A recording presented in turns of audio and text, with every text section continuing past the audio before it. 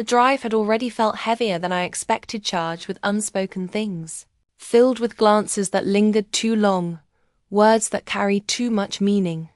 But it wasn't until we reached the edge of the city that the night took a turn I hadn't seen coming. Ethan leaned forward, pointing. "Take the next left. Shortcut." I followed his directions, though I didn't recognize the road. It was quieter here, the streetlights fewer, shadows stretching long across the pavement. My heart beat faster, though I couldn't explain why. "You sure this is the way?" I asked, half teasing, half nervous. He nodded, a grin tugging at his lips. "Trust me." That phrase, "trust me," shouldn't have made my chest tighten, but it did. And so, I drove on. The road curved, leading us past rows of houses and finally into a small clearing where the lights of the city seemed distant. Shifted in his seat, his eyes reflecting the glow of the dashboard. "You ever notice," he said quietly, "how some nights just feel different?" I glanced at him. "Different how?" "Like they're trying to tell you something. Like they're heavier somehow. Important." His words hung in the air, and I felt them settle over me like a weight. This was supposed to be a simple ride, nothing more. But sitting there beside him, in the stillness of that dark street, I couldn't shake the feeling that he was right. Pulled up to a stoplight. Red, the glow spilled into the car, painting his features in a strange, almost surreal light. He turned to me then, and for a moment, neither of us spoke. His gaze locked with mine, steady and unflinching. And then softly he said, "I'm not a kid anymore. I don't want you to see me that way." The words stole my breath. I opened my mouth to respond, but nothing came. My thoughts were a storm, memories of the boy he used to be, clashing with the undeniable presence of the young man beside me. "I know you probably think this is crazy," he continued, his voice lower, now more certain. "But I've thought about this, about you, more than I should admit." I gripped the steering wheel tighter, my knuckles pale.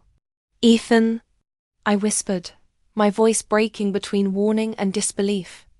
He leaned closer, not enough to cross the line, but enough that I could feel the heat of his presence. His next words were a confession, quiet but powerful. "You surprised me tonight.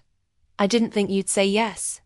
I didn't think I'd get the chance to be here, with you. But now that I am, I don't want to waste it." The light turned green, but I didn't move.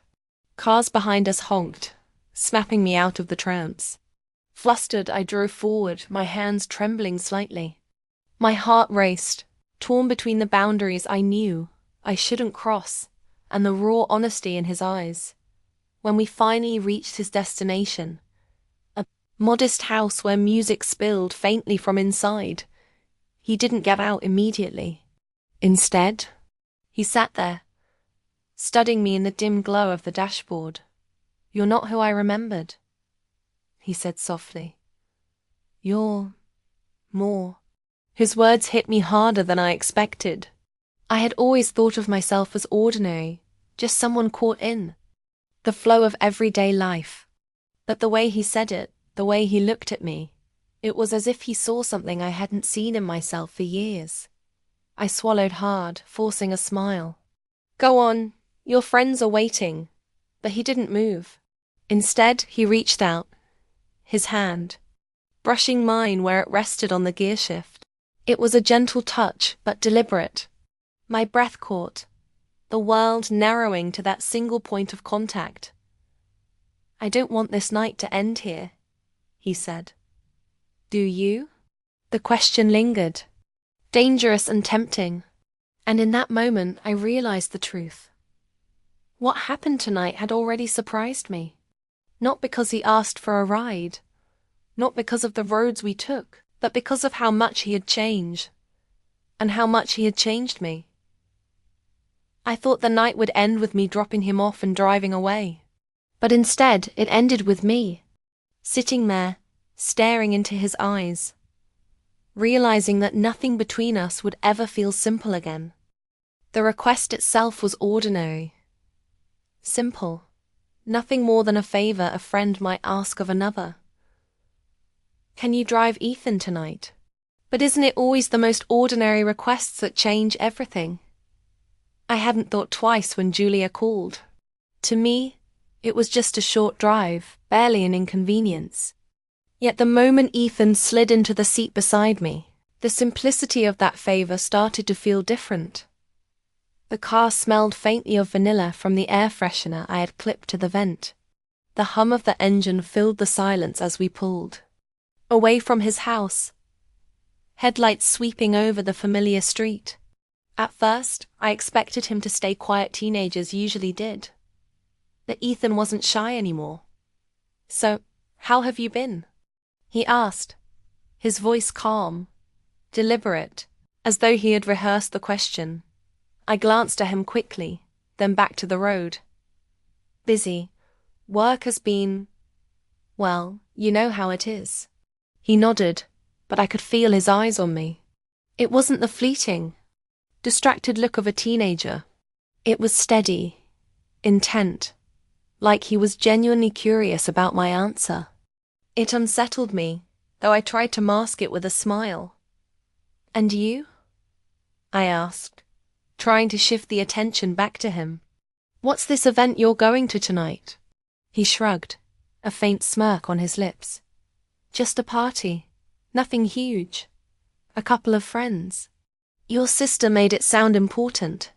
Julia always makes everything sound bigger than it is, he said with a chuckle.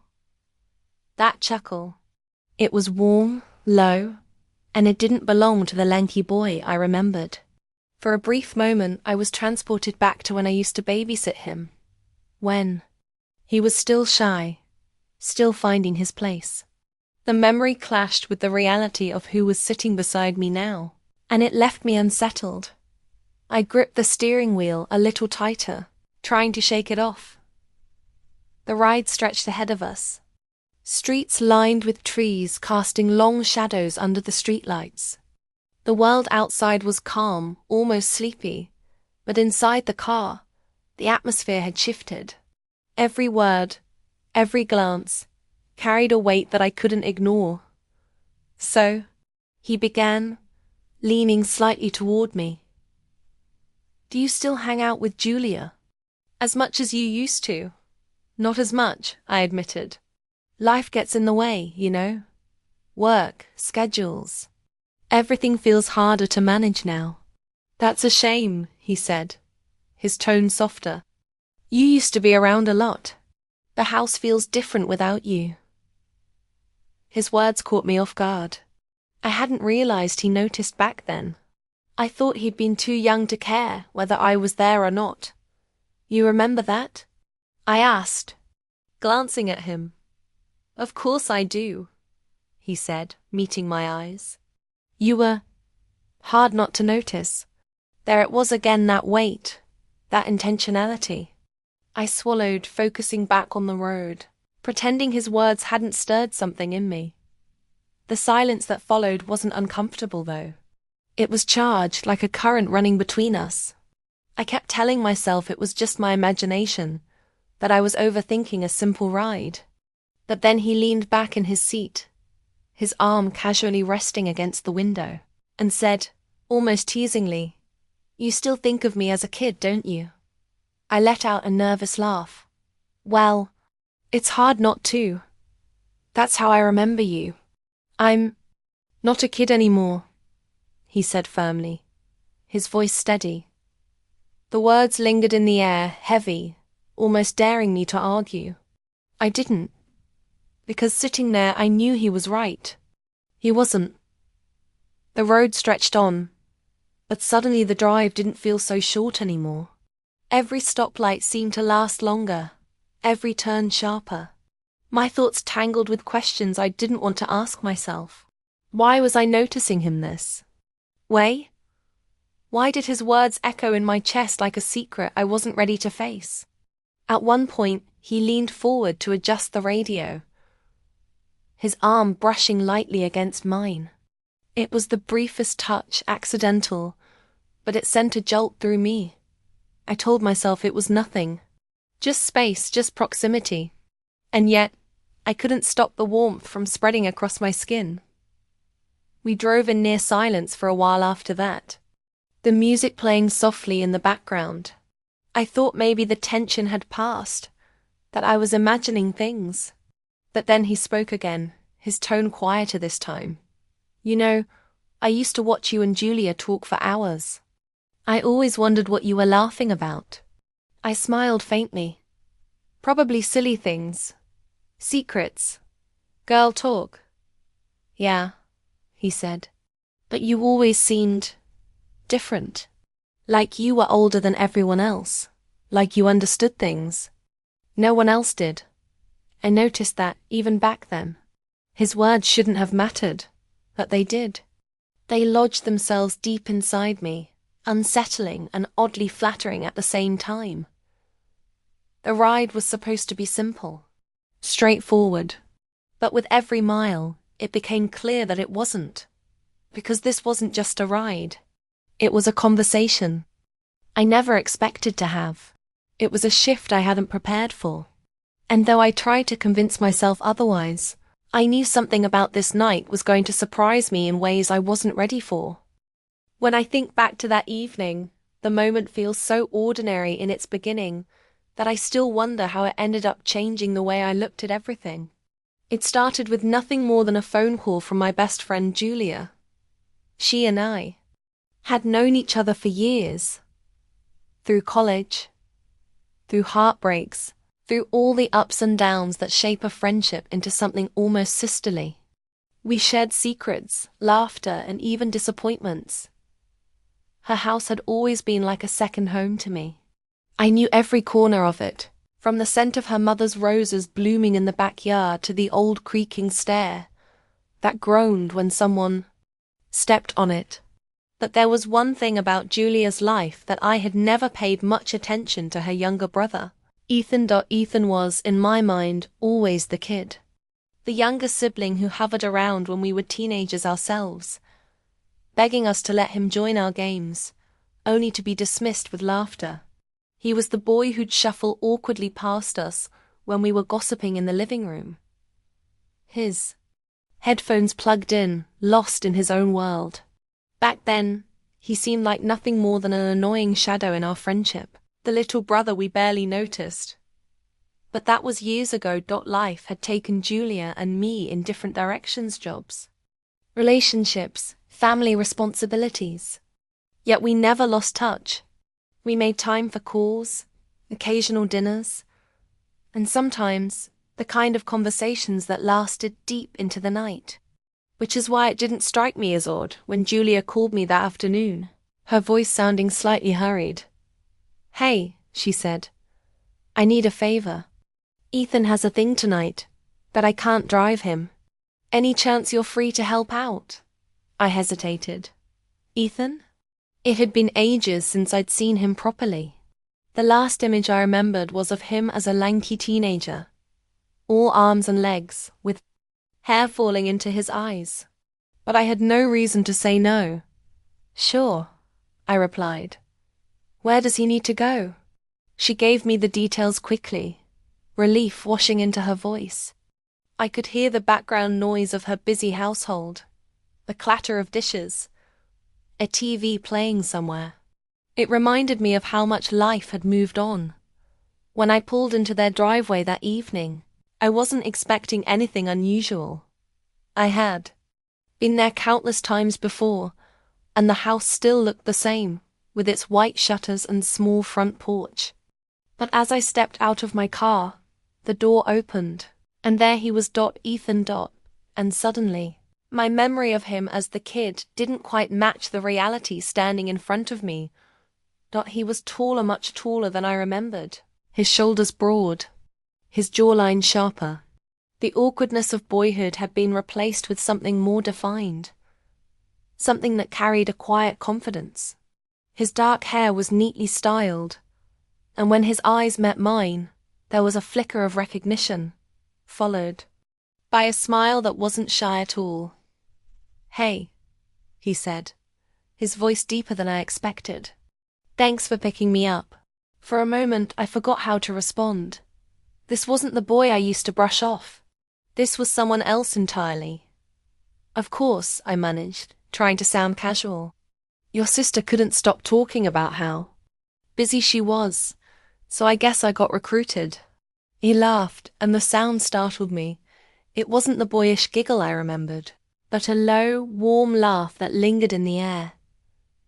We walked to the car together, and I found myself glancing at him in the reflection of the window. The way he carried himself was different, more assured. And yet, there was still something about him that reminded me of those old days, when he trailed behind us with hopeful eyes as he settled into the passenger seat.